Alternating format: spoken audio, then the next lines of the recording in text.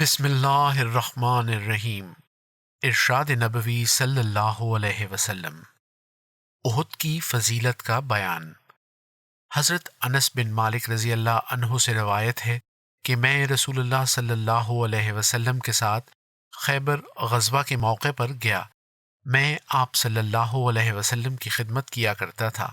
پھر جب آپ صلی اللہ علیہ وسلم واپس ہوئے اور احد پہاڑ دکھائی دیا تو آپ صلی اللہ علیہ وسلم نے فرمایا کہ یہ وہ پہاڑ ہے جس سے ہم محبت کرتے ہیں اور وہ ہم سے محبت کرتا ہے۔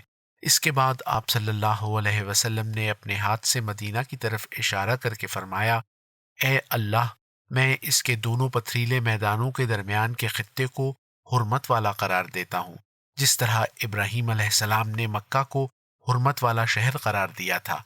اے اللہ، ہمارے سا اور ہمارے مد میں برکت عطا فرما۔